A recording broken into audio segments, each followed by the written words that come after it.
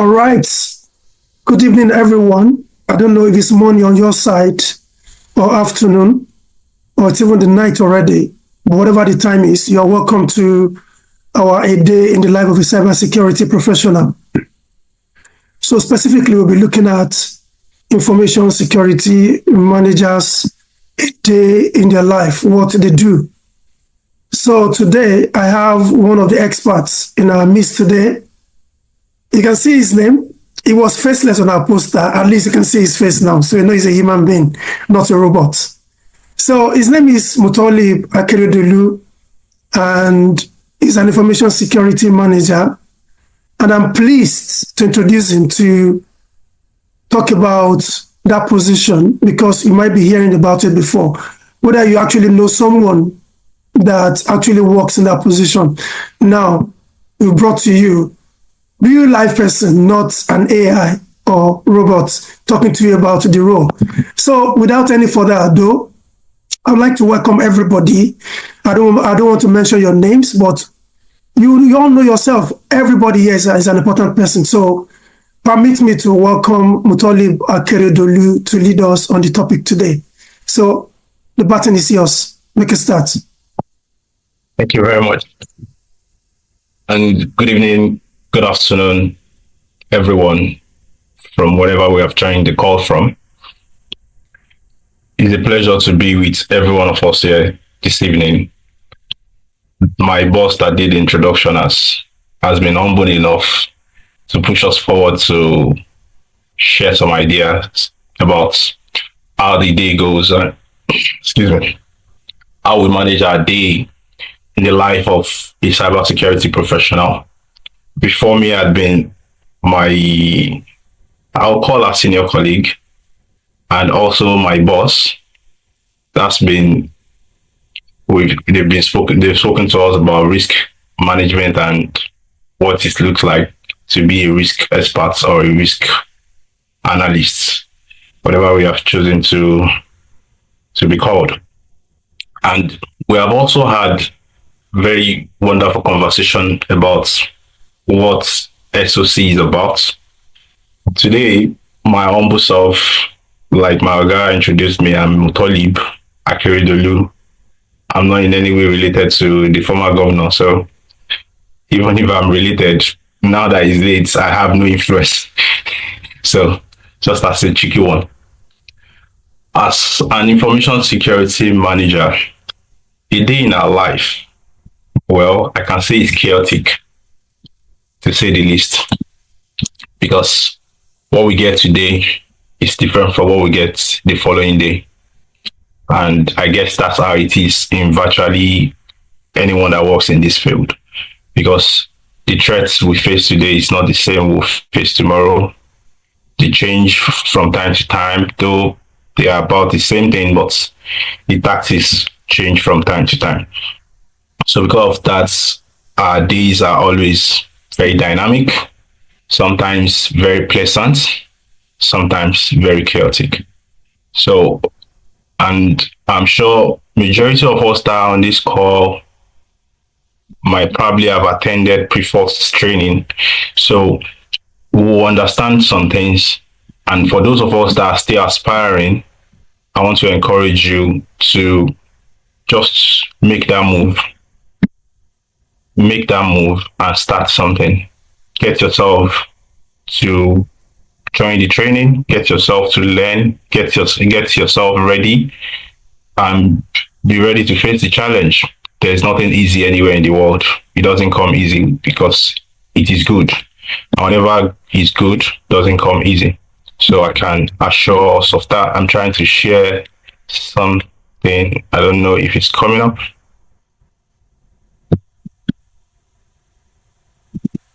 Give me a sec.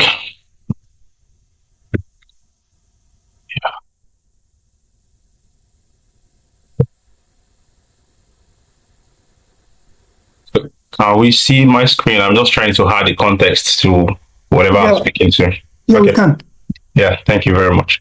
So if you have been part of pre-force training, we will have understood the fact that something about security there are three sides to it. It's about the people, process, and technology. And the fact that there are three sides to it, it means that we don't all need to be security engineer. We don't all need to be able to handle the technology side of things. And I can assure you, the people and the process, they are quite complex and bigger with more opportunities than the technology side of things. Sorry, Mutolib, can you make it presentation mode so that we can see the details better? Okay, how do I do that? I'm naive with Zoom. I'm so used to. No, on your PowerPoint, just scroll down. You see where you can make it. Okay. Presentation mode. Yes, that one. Yes. Okay. Fine now. That is it. Okay. Okay. So, like I was saying, the people, process, and technology. So when you look at what I have on the screen, you'll see that the first three are talking about the technology side of things. That's how my current team is structured. So if you look at the first one, you have the Security Operations Center. That was what my Oga, Mr. Cliff, gave us insights into the last time we had this conversation. And there you see we have the protective monitoring and threat analysis and intel and what have you. The other side of our job is the security engineering, but let me not bore you with all the details. But the last two boxes are where my day-to-day flows in and out of. That's where you have the governance, risk and control, and business information security. That's where I major. And when I say I major, it means I get to interact with the technology side of things and break it down to something that our stakeholders could relate with. So one thing I would like to point out to everyone aspiring to put a foot into the industry today, just make up your mind, get ready, get into it, start doing something. And when you start doing that thing, you have to ask yourself, what really motivates you? What do you want in this field? The field is so broad, and as we can see, Security Operations Center alone has series of titles that you can get. You can be employed as a threat intel analyst. You can be employed as security incident manager. You can be employed as data loss prevention analyst or manager or what have you. So security engineering, the security engineering is there. The cloud security is there. Security architecture, that's where the boss is. Preferred consult. He can guide us any day, anytime on that. But the one good thing about as broad as it is the fact that you can always focus and concentrate on a particular area. Make that place your home, give it your best, learn the best you can in that area, and try to internalize some of the things you've learned. Once we do that, can assure you to get into the industry. It will be difficult, but once you get there, you can always be there. Because as Nigerians, I don't know, perhaps some non-Nigerians are on this call, but I'm sure majority of us are Nigerians. As Nigerians, we have one can-do spirit. We have this hustler spirit. That hustler spirit that we use in other side of the hustling can also be used in this our field too.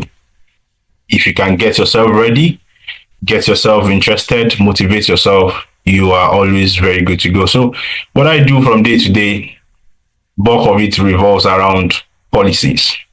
And when we say policy, we talk about how we have designed our access management. What are the policies around it? So as you can see, if I'm to write anything about that, I don't need to know how to code. I don't need to be a tech guru. So like I said when I started, I said it doesn't have to be about technology because it's about people, process, and technologies. Technology is just a part of it. So we need to be able to interact with that technology. And how do we interact with the technology is by putting processes in place, putting policies in place, and communicating those processes and policies to our end users.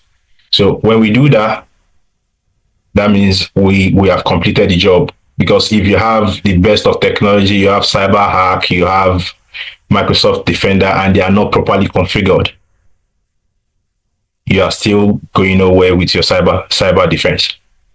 Or even if they are well configured and your users don't know anything about phishing, they just click on any link. All your defense will still amount to nothing. So from time to time, we always need to remind ourselves of that part.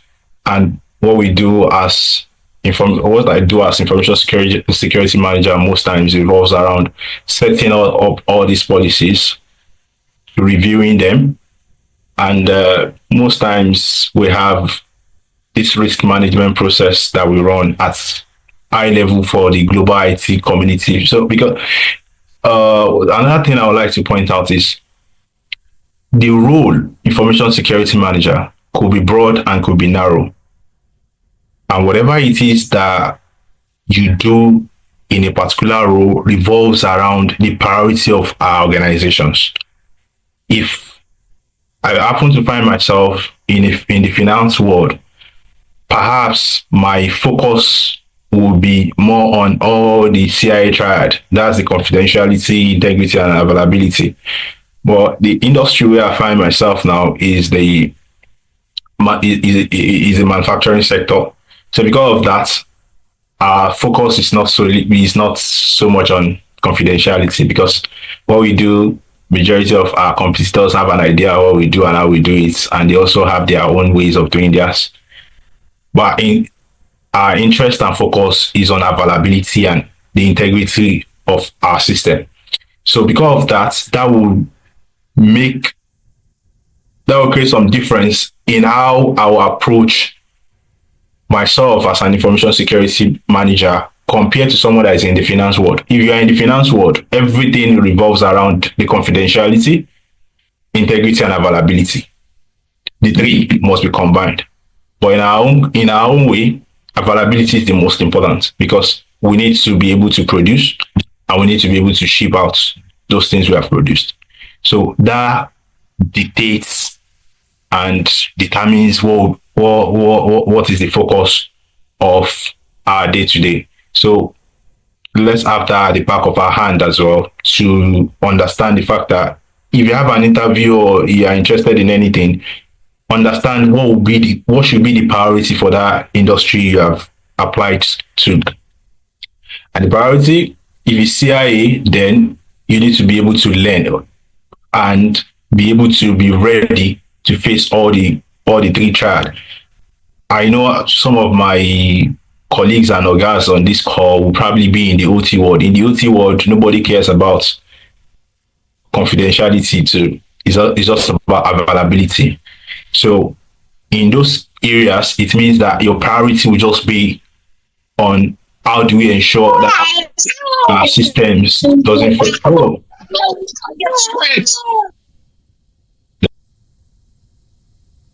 Okay. So, like I was saying, we want to ensure that we have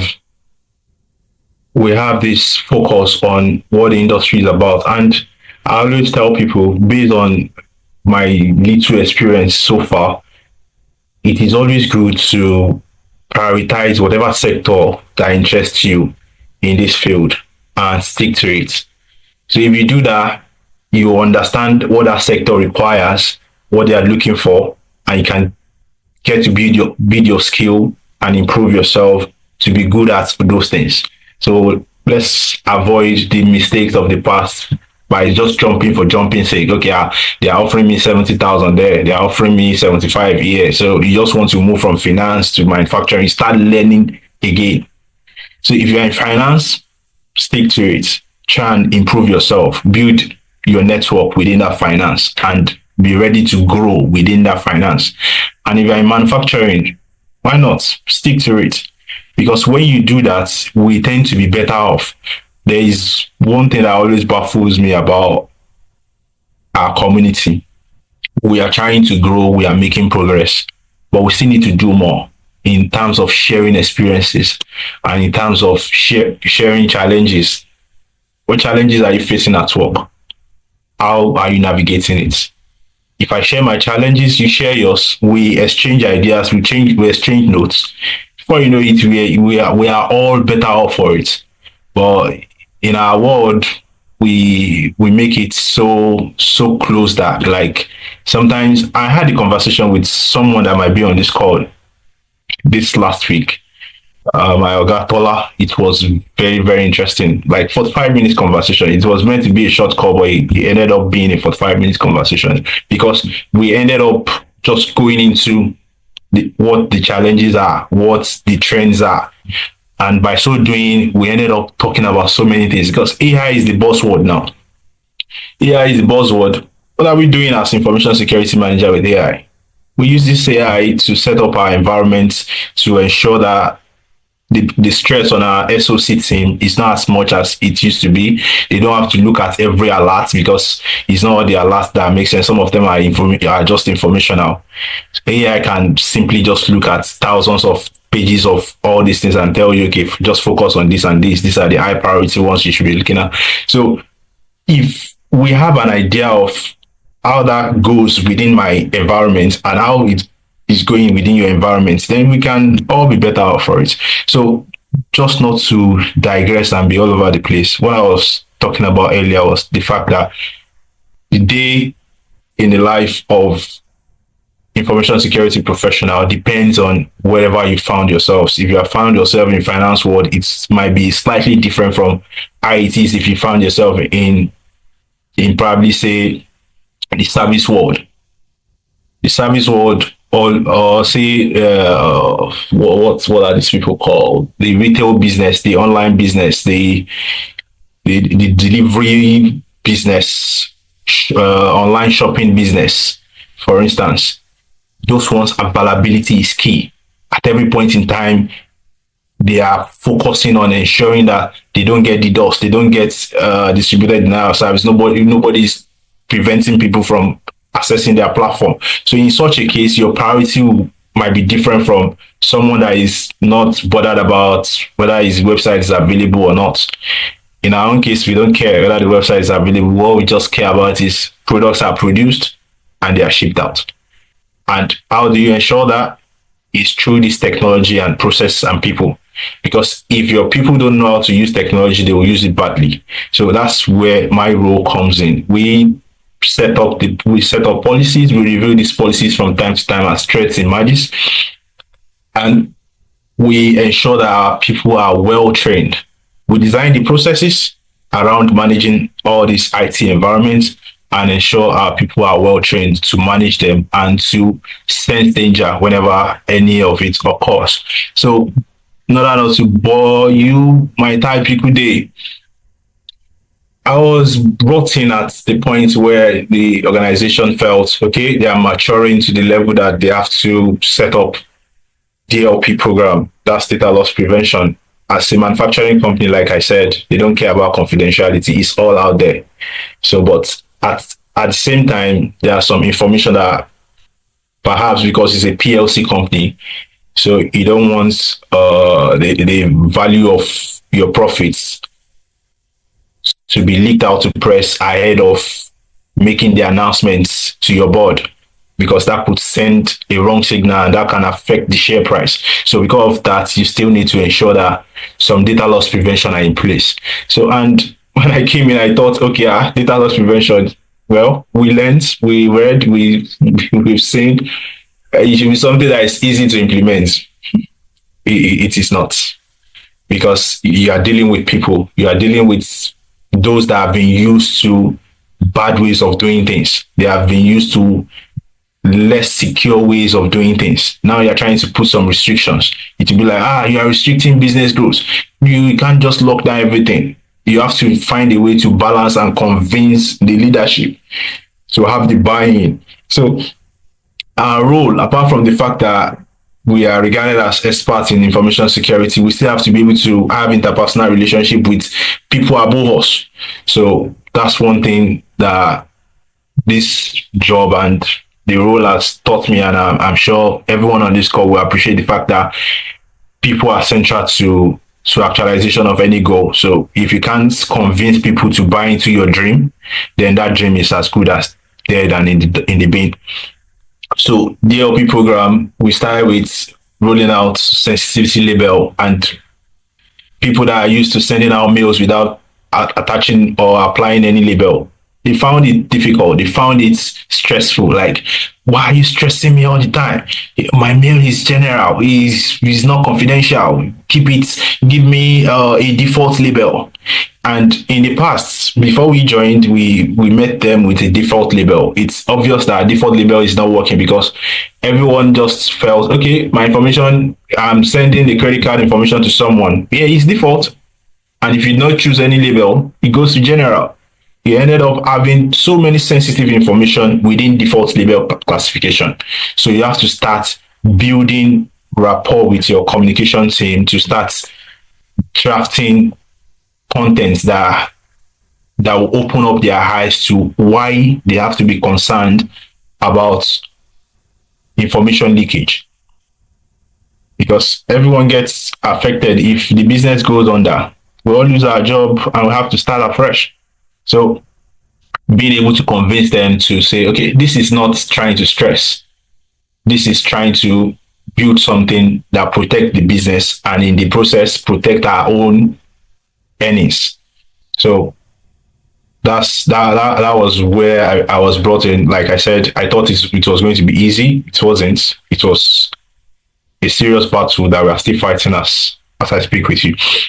So the LP program, we started with sensitivity label. We crossed that hurdle. Some people got exemption because if you put a mandatory labeling on my system, it affects the process of this, it affects the process of that. So you have to be able to manage some. Okay, we can always find a way around protecting you without mandating you to attach the label. So in the process, you are running a project, be open-minded to be able to say, okay, at the end of the day, you want to protect the business and you want to ensure that business keeps running. If something is going to break the business, your job is to ensure that the business doesn't break. So we exempt you, find a way to monitor your system and probably segregate where your system is within our network to ensure that if anything is happening, we can always lock you down and lock you out of the central and core area. So that's that about that. And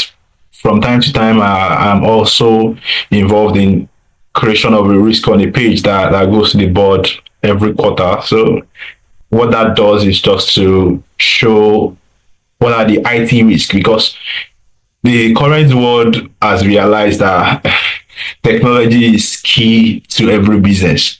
I smiled because I remember something someone posted on Cyber Lockdown that forget all the jagba jagba. Technology is the future. And that's the truth. And every member of the board of every business has realized this. And in fact, their bonuses and end of the year entitlements are tied to cybersecurity progress and lack of incidents. So the number of incidents they have will affect the number of the payback that comes to them at the end of the month, at the end of the year. So they are also very interested in what goes on within our world. So gone are the days that nobody cares about us, that we are just put at the corner of the office. Now people really care about cybersecurity. And so we create that risk on the page from time to time just to give them a feel of where we are, the weaknesses are, and where we need to strengthen with investment and where we need to strengthen with changing processes, because sometimes it's not all about just bringing on tools. Just, okay, there's weakness here, let's bring more tools. Sometimes it's just taking a step back to review your process and see where you can make some minor changes that won't break the business and still ensure that you are security focused. And that's been one very good exposure to the leadership team about how our processes and our role operate as cybersecurity professional and information security management system. As a business, like I said, most businesses these days prioritize information security management system just to assure your partners that you are managing their information in the best way. So my organization is ISO 27001 certified, and I'm tasked with management of the controls, updating it from time to time, and ensuring that both surveillance and recertification audits goes well with no non-conformancy. So in fact, this November is another one where we are recertifying into the 2022, moving from 2013, transitioning from 2013 to 2022. So that alone, you want one will understand and appreciate how difficult it is if it's a large enterprise like the environment where I found myself, because you always think it's not just to write control. You can always everyone can always write control, but some processes, and can assure you majority of big organizations we see, they all grow through mergers and acquisitions. And as you imagine, you are acquiring some small businesses, you are acquiring some technological deficit, technological debts. Some of them are so bad in terms of security, like, and they've been acquired, they are becoming part of your business. So managing a bad environment, transitioning them into your own good environment, and still ensuring that they don't compromise your environment is a very, very difficult thing to do. So most times you just have to set a baseline and find a way to work around it and ensure that you still keep your certification within the scope of whatever the coverage of ISMS is. So that is a very tedious one, and it's not something I always look forward to. The last one went well. This one is coming in November. I'm hoping it goes well again. So cybersecurity awareness. I think I've mentioned this earlier. The people, they are so key to what we do as security or security professional, because you can design the best zero trust environment you can ever you have ever seen. It is layers of defense after layers. But if people don't pay attention to security, then it can be compromised within space of seconds. All they just need to do is send them a phishing email like, okay, you have qualified for £900 cost of living support. Click here to claim it. Bam, the environment is gone. So as much as you have set your defense to ensure that all those kind of mails are screened, some of them still come true. So you have to be able to train your users to be able to identify any malicious contents that comes their way. October is generally regarded as cybersecurity awareness month. You don't have to limit your awareness to security October. It's an all year round event that we must continue to talk about, to ensure that, okay, we are not expecting you to be cybersecurity professional, but we just want you to be sure that some red flags, when you see them, click on the report fish.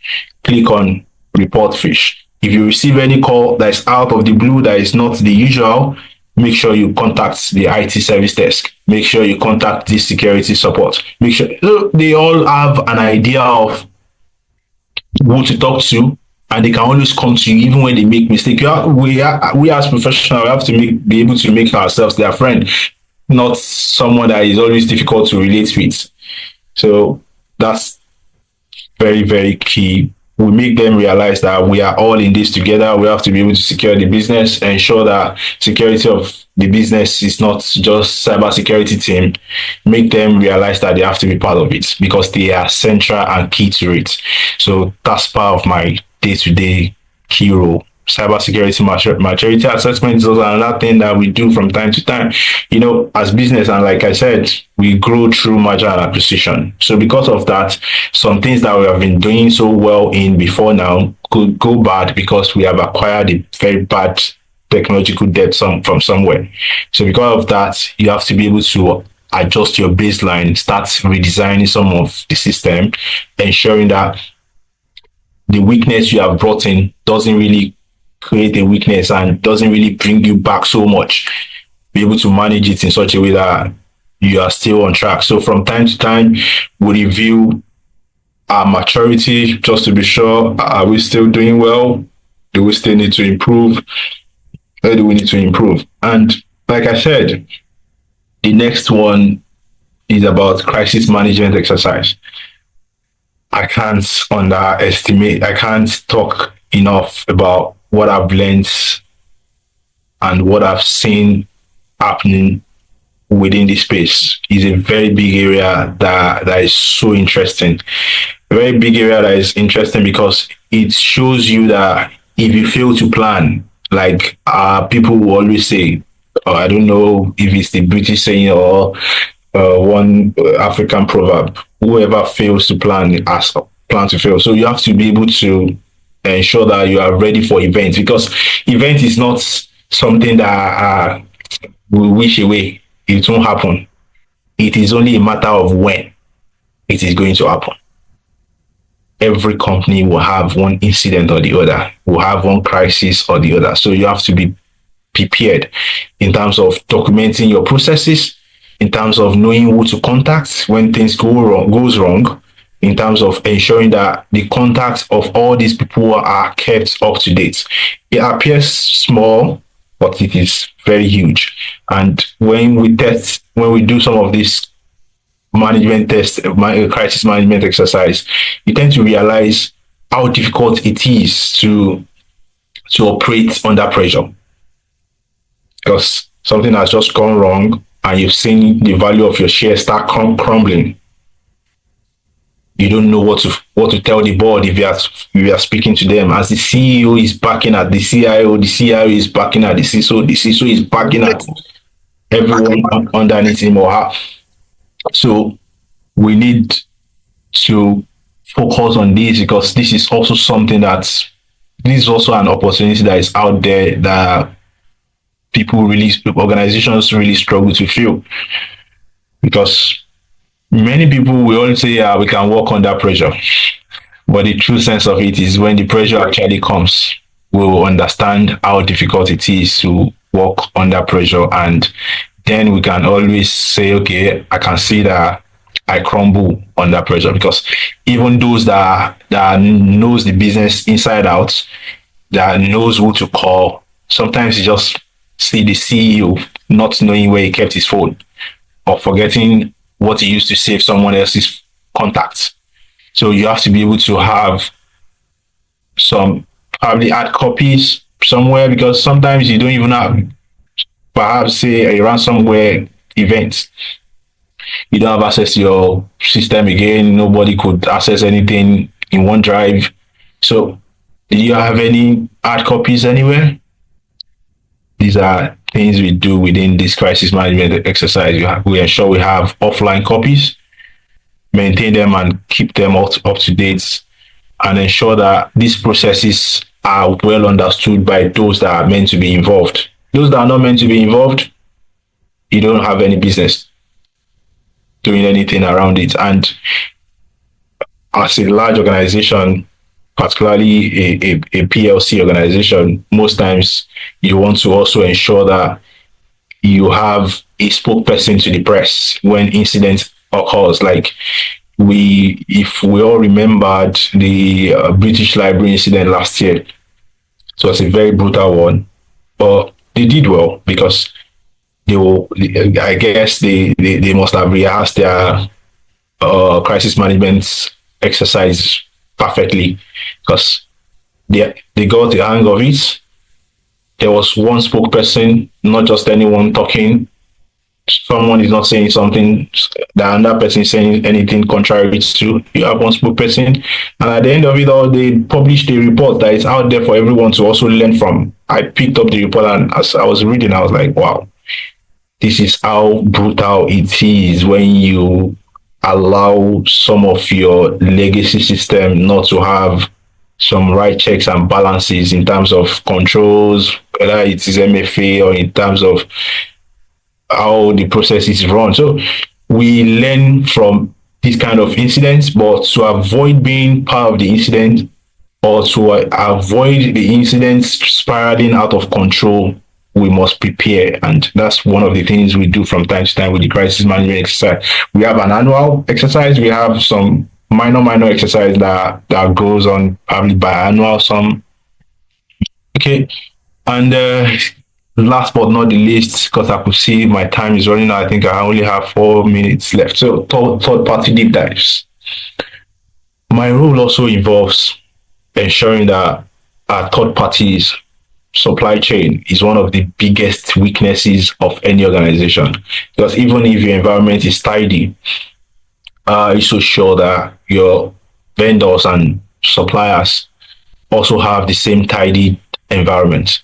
So from time to time, we prioritize, we segment our suppliers into segments where we have the high priority one in terms of spend and in terms of what happens if something bad happens to them. So for those ones that we really dig that our processes really depends on, they are in our priority basket, and we have these third party deep dives from time to time annually to ensure that their controls are still very much aligned to the security expectation that has been designed in the service level agreement. So that could range from just checking the controls, and it could also involve making some 2 3 hours conversation or some visitation to some office locations just to be sure that, okay, you said you do this, we can also tick the box ourselves that you do it. It's not just because it's one thing to send out a questionnaire to vendors and get a reply through Wistic or OneTrust or what have you. It's another thing to be sure and be assured to be assured that what they have stated in their documents are actually being followed. So from time to time we do some of these deep dives by checking their SOC type 2 report, sometimes visitation, sometimes calls, just to ask some questions, particularly if we feel that anything happening to them would affect our business operation. Like I said, I find myself in manufacturing industry where distribution is key, production is key. So whatever affect our distribution of product is a priority. Whoever is a vendor within that space, we prioritize them and we ask key questions in terms of, okay, what happens if this product fails? Do you have any backup somewhere? Do you have alternative way of taking these products without compromising the quality of our products?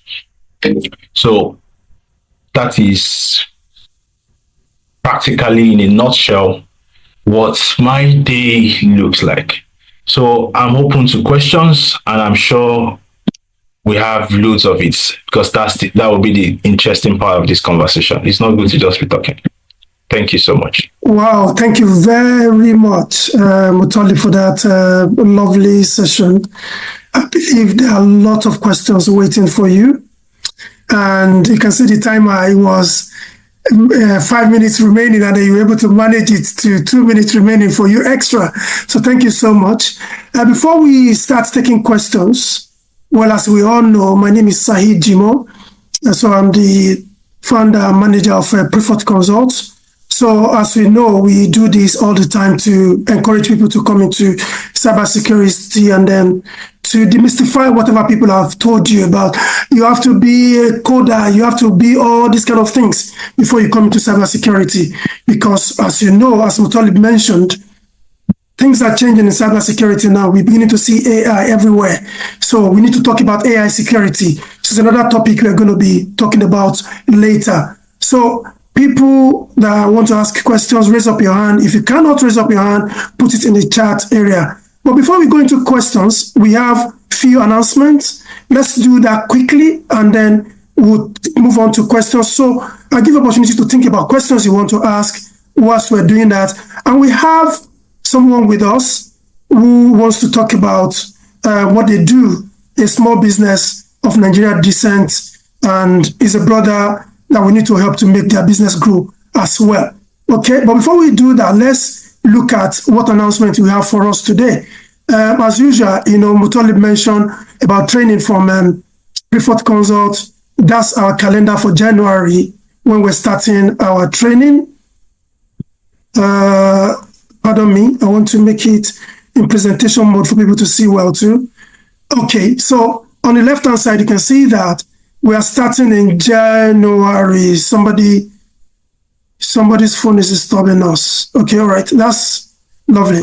It's sorted now. So you can see January, we are starting our training on the 11th of January and finishing February 22nd. So these are weekends only training. And on the right-hand side, this is an ongoing free training. Particularly, we said women of 50 plus, but men also can join. You have mother, you have aunties, you have sisters whom you need to pass on this information to. You can join too as well. The inaugural speech was made by Mayor of Sodok, that's Councillor Naima Ali. So please join us starting Wednesdays. So this Wednesday, we're going to have another one, coming Wednesday rather. We have 6 sessions. So just remember the numbers on this flyer. Get in touch with us for the training, like Mutolib mentioned. That's a fantastic presentation. And remember to share with people with this free online fraud awareness. People that attended the Wednesday one, they really appreciated it. What are the things that we've told them? So whatever you have been missing, come on Wednesday, we'll tell you more about all this again.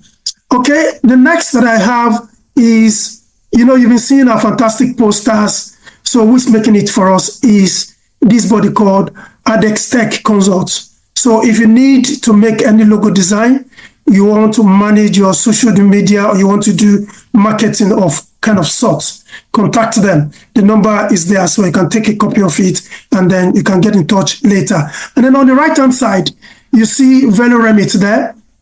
We have Mr. Kolade, who is here with us. He's going to talk about VeloRemit. It's another money transfer company. They're doing well. I use them all the time, and their rate is even better than Lemfi.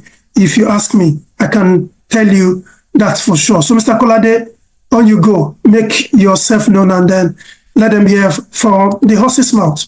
Thank you. Hello. Good evening, everyone. Can you all hear me loud and clear? We can hear you loud and clear, Mr. Kolade. Okay, thank you. So, my name is Kolade Tiamiyu. I'm a co-owner, also the company's CEO of VeloRemit. VeloRemit is a remittance company. At the moment, we are covering between the UK and Nigeria. So we help people to convert their GBP to NGN at competitive exchange rates. Like my Oga said, we have better rates than the like of Lemfi, Nala, TransferGo, and the rest. And we deliver Naira really fast to beneficiaries. So the key thing around us is we don't charge any fees, it's zero fee. And we are also reliable and fast to deliver. Our support, customer support is top notch. Just in case if there's any issues with your transaction, you can easily reach out to us through the mobile app. So we've leveraged everything on tech. I'm also a tech person. I've been doing, to be specific, I have software testing background, test automation. I can code in different programming language. I'm currently a consultant for Transport for London. I've been doing it for more than a decade in the UK. So these are the experience we've managed to put together to build our mobile app, which is called VeloRemit. We have it on Apple Store and Play Store. So we need Nigerians to support us to use the app and then recommend it to your loved ones who are Nigerians. So at some point, we are thinking of expanding to multiple corridors. But at the moment, we are sorry about the background noise.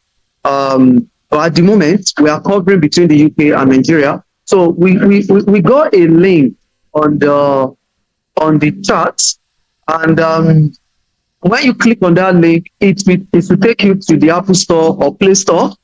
And what we are planning to do this evening is we are ready to give the first 20 people who sign up and complete their KYC £5. And before you can get that, you must use referral code. I'm just typing that referral code. You must use referral code Prefort. Is it Prefort, my God, please? Yeah, that's correct. Yes, PREFORT. exactly. PREFORT. Make sure you use the this particular referral code when you sign up. We have a field which we ask you, okay, what is the referral code? Use it. When you sign up, you need to go to the next level, which is complete KYC. That you can do within a minute or two. You only need a copy of your ID and proof of address. We've integrated our app to different partners like open banking, which allow you to add money to your wallet easily through your internet banking. You have to authorize it.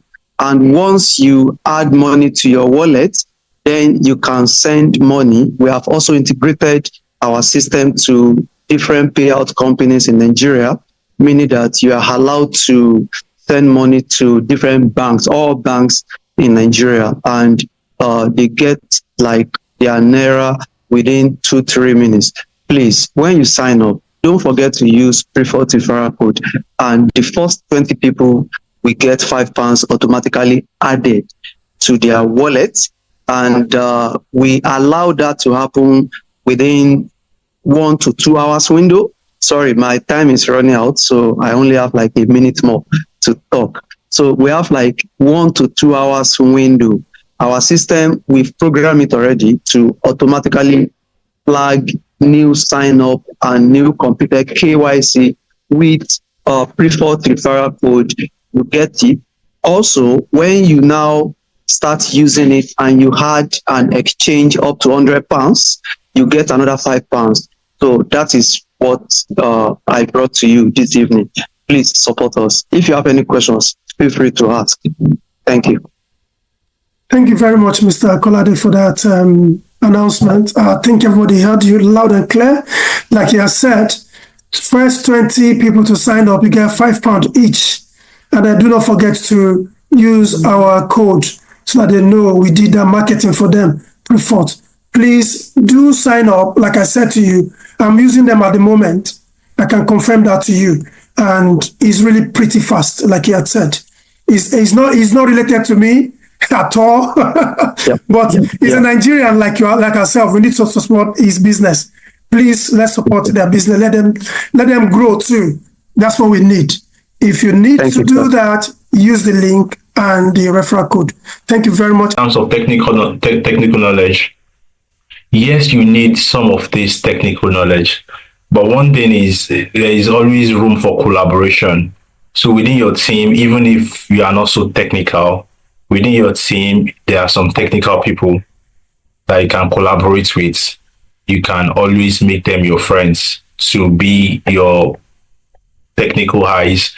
And as you are aspiring to grow in the industry, we can always learn 1 or 2 things, which I'm doing at the moment too. Like I said, your case is quite similar to mine. Because as you are a lawyer, I was an economist all my life in Nigeria. And even when I got here, I did so many things. So I have one of my organ on this call. So I was in so many places before I became information security manager. It's one of those things. So it is always good to learn. There are so many courses on LinkedIn that you can use to brush up your knowledge about how some of these technologies work and how they interrelate with our processes and the people. So with that, you can use that to be and that's one of the things I said when I started, like, we need some of our technical people within this community to be able to come up and share some of these technical things. Let's share knowledge, share notes, learn from each other, and grow as a group, as an individual, and the community keeps shining for it. So technical knowledge, yes. What I do at the moment is I collaborate well with our SecOps team that manage the technological side of our cyber defense. And, I don't know how you manage your ISMs. We have a tool that we use to manage it. And that tool, what it does is you can assign some sections of the ISO controls to some other people outside yourself. So for some of the technical areas, I've assigned it to some of our SecOps guys.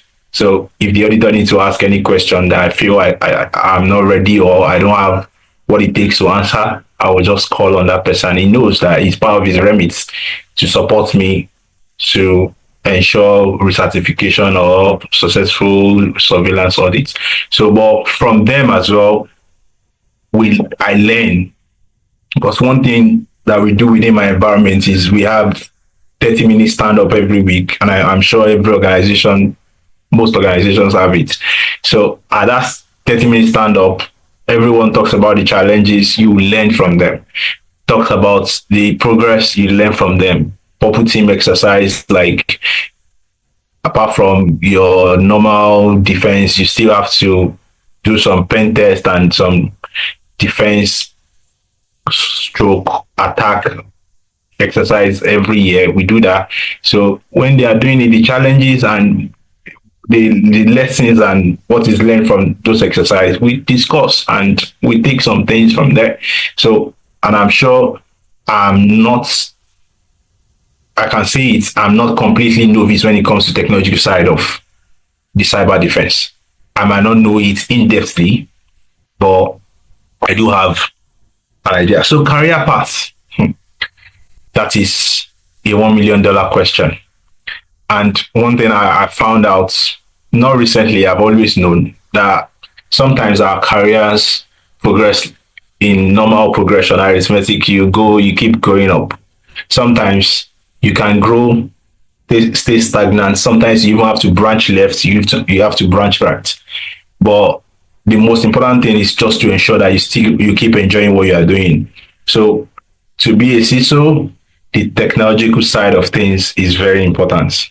You might get it without being so technological savvy or being so in-depth with some of the technological knowledge, but you need it, because you don't want someone to set up something that you cannot evaluate or assess. So that's why. Well, we had a session recently that the CISO of BBC, Ellen Rabi, was invited. She said when she got the job, she was about, among the three that got to the final stage, she was about the least qualified when it comes to technology or the in-depth cyber knowledge. But she was given the job as the CISO of BBC, and she's still there till now. Her initial training was in firefighting. So that's to tell us that it's not about technology. The board must have seen something in her that every other person that is so good and better than her does not have, which is the human side of things, because you can't underestimate some of these soft skills in terms of manners, in terms of having people skill, being able to relate well and coordinate well.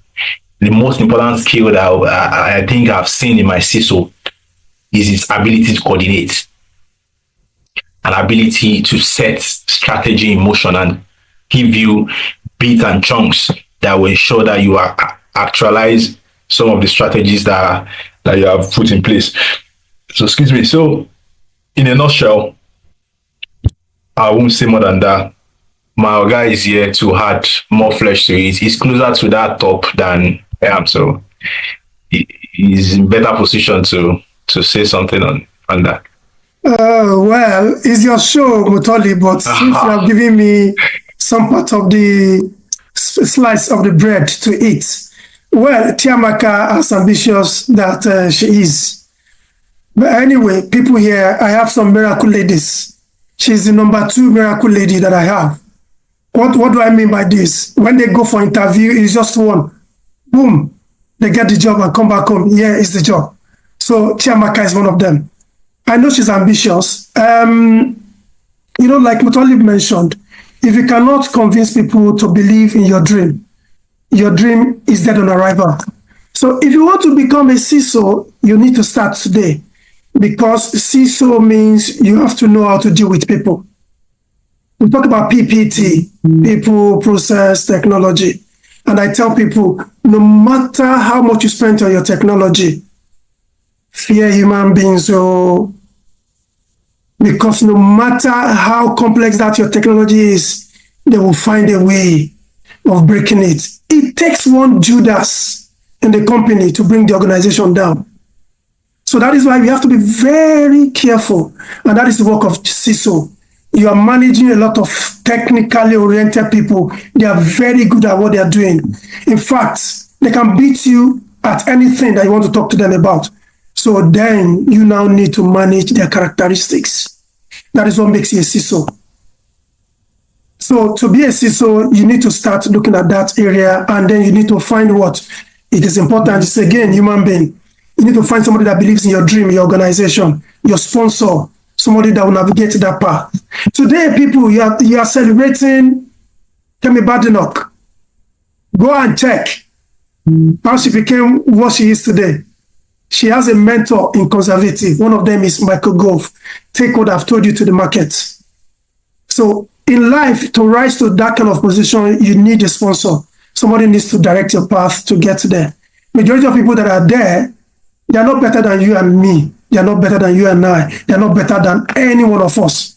It's just by virtue of having the right sponsor and be able to show the characteristics that is required. And the organization you are aspiring to become, their CISO to must be ready to employ somebody like yourself. You know what I mean? So those are the things I would like you to work on. And then when you want to go that path in life, you need to start attending trainings that will put you in that kind of position and you showcase that kind of characteristics.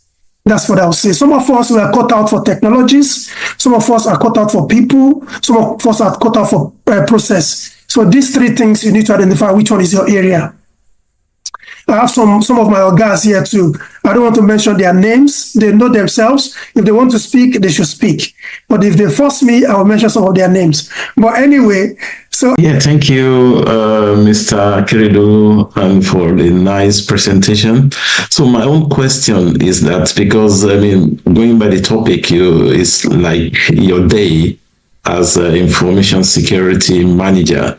And you have mentioned about 6 or 7 roles here I can see. Are you talking as those roles? Do you do them, I mean, you only, or is it assigned to you? Do you have to touch each of them maybe within a year? Do you have a program? Or is it that you have a big team, somebody dealing with DLP information? Because, for example, I'm aware of, ISO 27001. The implementation or the audit, depending on the organization, it could take a lot of weeks, it could be months, So now that you you did this, you did that, you did those things. So it's just, because we are learning, we want to be there, we want to speak. We speak to someone and say you have done everything, in your daily activity. They will look at you, oh, you are super, you are an AI, So that's just what I want you to explain. So, yeah, thank you. Thank you so much. That's a good one, because we don't work in silo, and I can say that for everyone within this field. You work in a team, you have a role to play within every slice of the cake. But it doesn't mean the whole of it rests on your table. But I can say authoritatively that some of those things I've mentioned, the DLP, I'm 70% involved. The ISO 27001, I'm 90% involved. The risk on a page, I'm 70% involved. So every of those things I've mentioned are things that you do your part in. Other people will also support you. You, as someone within the field, you should be able to seek help where you need help, or your CISO should be able to define your operation in such a way that the weight is not on a particular section or a particular personality within the team. The weight is spread across board because you are all paid to secure the infrastructure of the organization. So what this is, just what I would say from what you have said, don't get it confused. I don't know your status, if you are in the field or you are aspiring. If you are aspiring, I would advise that we stop one habit that we have. I fall into that too. but I've seen, and my other colleague Tola is on this call. We had this conversation that sometimes when we throw CV out, we said we are into threat intel, into risk management, into this one, into that one. So we have to be able to narrow down our focus. That if you are going for a job as a DLP analyst, do create your CV in such a way that it will show what you have done majorly in the area of DLP analyst, and you can just mention in passing in your summary of skills that okay, I've also do this, I have exposure to this, I have exposure to that. But if you are in the field, you understand that some of these things you do as part of a team, some of it rests solely on you. You have to just probably delegate or get support of some of your team members. Like I said, the technical side of ISMS within my organization has been assigned to some of our technical guys. So that is what I could say. Marga, you might want to add something. No, that's okay. You've spoken well about it. You can't know it all. That's what I want to tell people. So, and it's a people-based sector that I'll give you an example now. You know, in our own organization, we're in that time of the year where people are getting appraisals. They are getting appraised and all that. So in your appraisal, they would even tell you, it's not as if to sack you. It's to encourage you. They just tell you, in this area, you need to work on it. Sometimes independence could be a problem. I don't want to rely on anybody. I want to finish it. I want to show that I know what I'm doing. It could become a problem because you need to be able to show that you also ask questions. Not that you're an island on your own, because where your own knowledge stops, that's where somebody else's starts. So what you don't know, somebody else might know it. What you know, somebody else might not know it. And that is why they call it a team. So different things get us the job they were looking for. The best thing is to be in the right frame of mind whenever you go for an interview. That's what I'll tell people, because they look for different things. I was telling somebody yesterday, I've gone for an interview before, and they were asking me a bunch of acronyms. What is this? What is that? All those kind of things. And I said, excuse me. The last time I wanted to, I think I memorized all this, was when I was writing my CISSP exams. But now, I may not be very good at them because I don't need them that much anymore. So if you want to ask me questions, ask me based on what you think I can know, I can do on the job.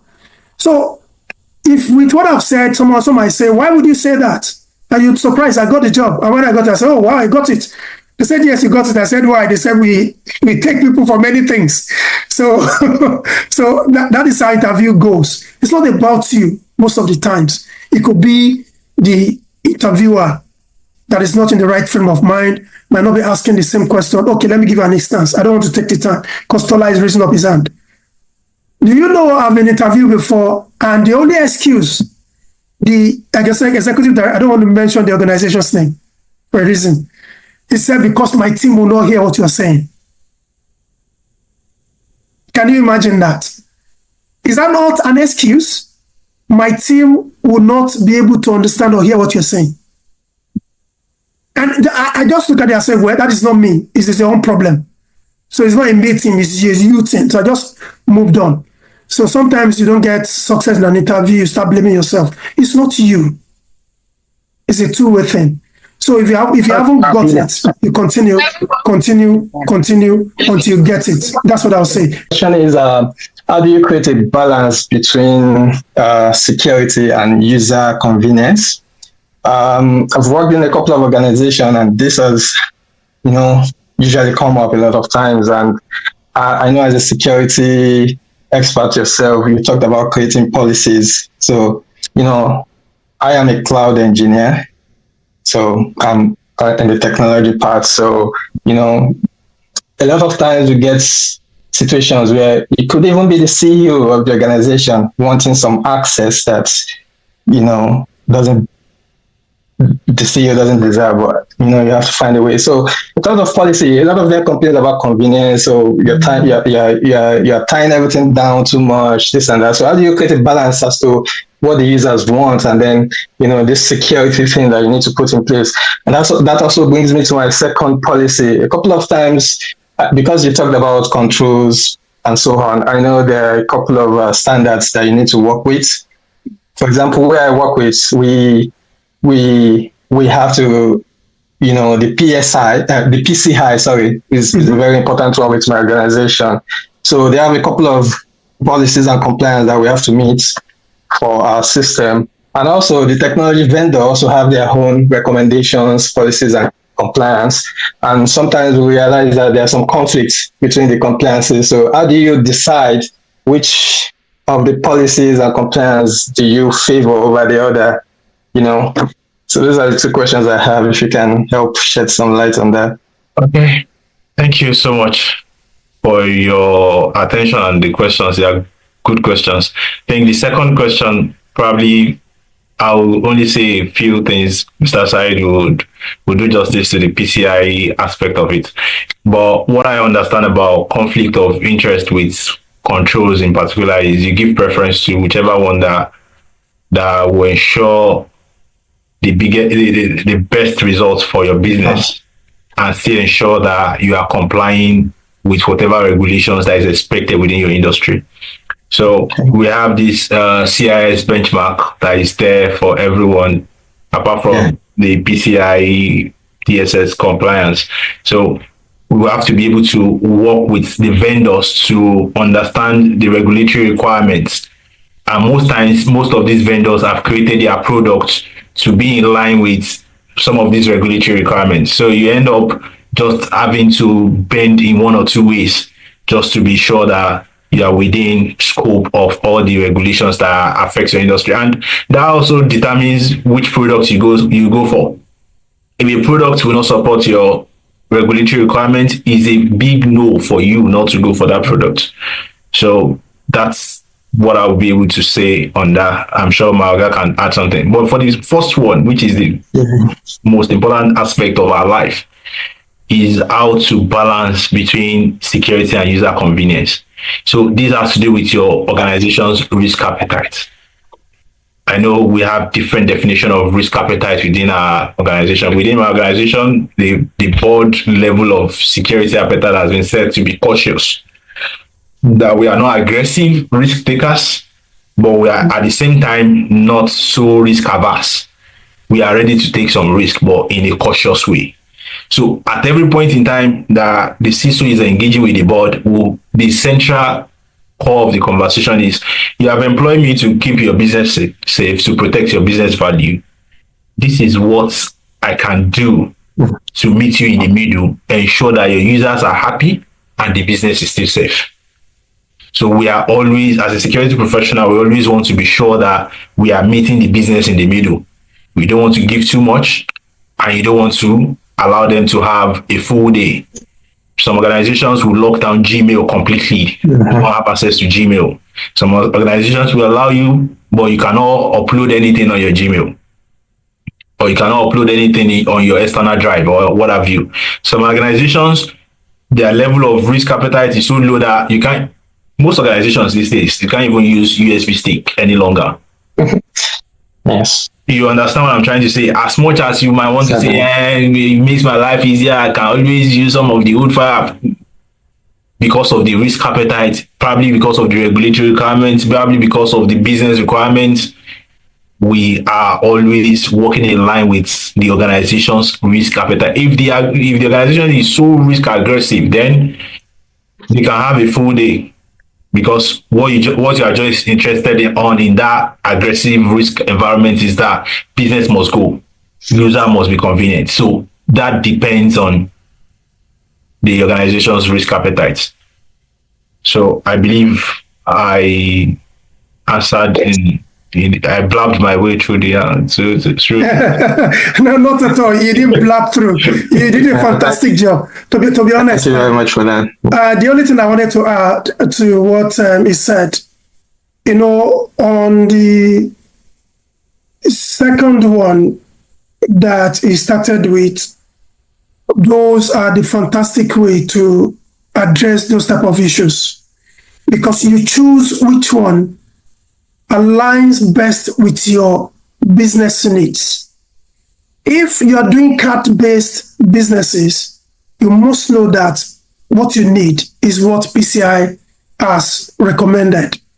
However, if I am in position of a cybersecurity person looking at that process, and then I now found that maybe CIS benchmark added something that makes it even better, it is my right to say to my organization, I want to go with that one. Unless you cannot meet that, I'll say, fine, this is the foundation. Right. Because in our industry, what we say is, what is the best practice? And it's best practice that we go for. And you guys in technology, that is the argument we always have.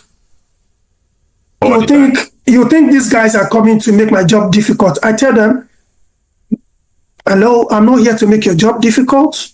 It's to save both of us against these bad actors. That is why we are recommending you do X, Y, Z. And then we argue back and forth. Then we agree. If it's not possible, you escalate further to somebody with a higher authority. So I'll give you an example. There was a time as a security architect on a project. I don't want to mention the project here now. So we use Qualys to do scanning. The result it gave us was not the right one that we were looking for. It didn't pass what we were looking for. We used another tool, Tenable.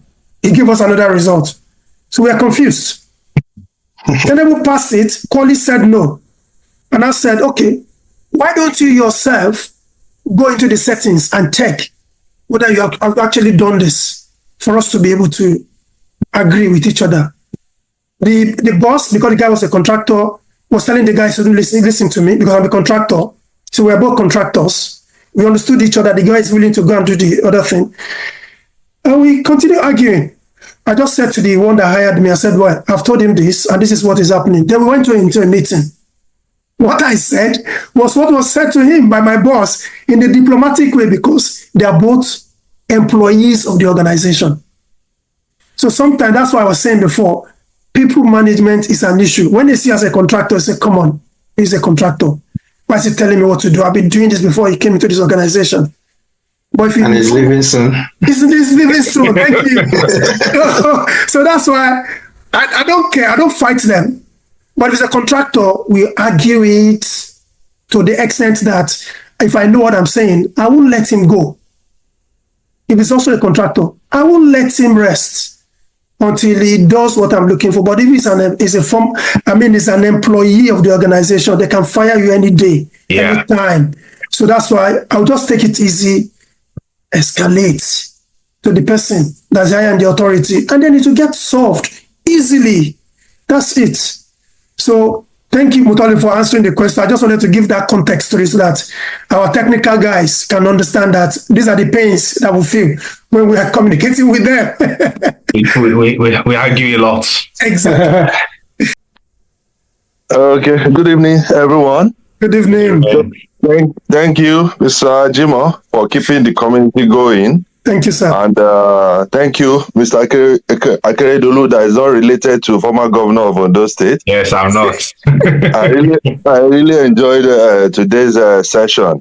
And this is coming from where what I do currently. I'm a quality assurance person, so I do supplier management, sales, customer complaint processes, policy, and all of that. I do third-party audit as well. So I can relate with all of that under governance, risk, and control. Correct. I want to go into cybersecurity. That's why I'm joining the community. So I just want to ask you that if you had to tell me 3 things to do, based on where my interest lies, what are you going to tell me this evening? 3 things that I should do, maybe in order of priority, this first, and next. So thank you. That's on the spot question. And it's so easy to answer. Thank you. Join Preferred Consult. Go for Preferred training. That's number 1. Because when oftentimes when we try to navigate our ways or change careers, move from one point to another, we tend to undervalue the importance of having someone to hold your hand. We can't jump that curve. So speak with pre-thoughts, join the training, get exposed to all the areas within cybersecurity. Then you will see the best one that aligns with your area of interest and aspiration. The second thing, like we've been saying since morning, let's keep improving in terms of our stakeholder management and getting to speak as part of a community, share ideas and learn from others. When we do that, we don't tend to depreciate, we tend to appreciate in value. Not because I want you to divulge the secret of your organization. No. We want to learn from each other in terms of challenges and how we navigate those challenges. So I will say, apart from joining Preferred Consult, which is just one of those things that you need to do to be able to get someone that can hold your hand, I'll say we speak more with people. Let's get to exchange contact. And when we do that, we tend to learn more. And what I do that I can suggest you do as well is get yourself engrossed, find a learning platform. I don't know what best way you learn, but every one of us knows what works best for us. Some of us is through LinkedIn learning, through Udemy, through what have you. We learn in different ways. And one small thing that is popular now that we can't underestimate is podcasts.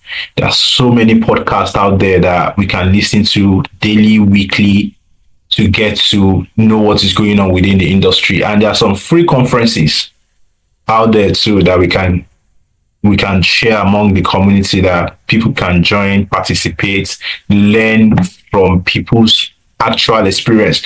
In conferences, most times we all think, I've attended like 2, 3 this year. I was at NCSC conference in Birmingham. I was at what have you. I always go there not because I want to go and see their faces, but in the context of talking about what they are faced in their industry and in their organization. You tend to learn. You pick notes. You take notes, and that makes us better. So let's be part of all those communities. Whenever any of those opportunities arises, I will make it an habit to share the ones that are available at no cost, because sincerely, to actually get the full grasp of this knowledge is not very cheap. SANS has been advertising some trainings to me. They are so good trainings, but each time I check the price, it's always around $8,000. I was like, this thing is plenty. This thing is much, but it doesn't come cheap. The NCSC conference I attended cost me around £1,500. So if you can take the sacrifice and if you have organization that we can load it into, why not? Let's leverage on that. You are within the space now. You can see any opportunity, you just put it as part of your career development, whatever you budget. And find a way to pitch it to your line manager that there's this training I want to go for, there's this conference I want to go for, I'll learn something that will benefit the organization in this area. You justify the budget and they get approved. So those are the small things that I want to say on that. I mean, thank you very much, Mutolib. You've done justice to that question. I don't have anything to add onto it. Without any further ado, I look at the time. Thank you for this engaging discussion. We have spent now, I would say, 1.5 hours in this session. So what else can I say other than to thank you people for joining us and making this meaningful. And before we close the curtain, thank everybody. This is what we do. And it's the least we can do for our community to make sure we grow bigger and bigger. And don't forget, the VeloRemit guys, don't forget, let us help their business as well. And don't forget Adex Tech. I keep forgetting how he calls this name. Adex Tech. So I think that's the name, Adex Tech. All right, that's it. So if you need anything that has to do with designing, get in touch with them. The number is there. And the referral code for Value Remit referral is PREFORT. Please, let's help them so that they know that we are doing some work for them. The link is in the chat area. Please use it. I can tell you wonderfully that their rates are very, very good. Like I said earlier, I've checked that against the LEMFI, which I used before. Unless you don't have people you send money to Nigeria. So we do still send money. There are people still chasing after us to collect money from us. Black tax. You have to say. So we do use them to send money to people back home. So please patronize them. They are our brothers. Let's help them to grow too. I've reshared the link and the referral code as well there. Thanks all. You'll hear from us when the next speaker will come in. And thank you, Mutolib, for doing a wonderful job. I think everybody enjoyed your session too. Like they enjoyed that of Tayo, the first one, second one from Cliff, and the third one now from yourself. So we'll continue to bring our people to come and help the community to grow. Thank you so much, everybody. We really appreciate you all. Bye for now, and see you next time. Bye-bye.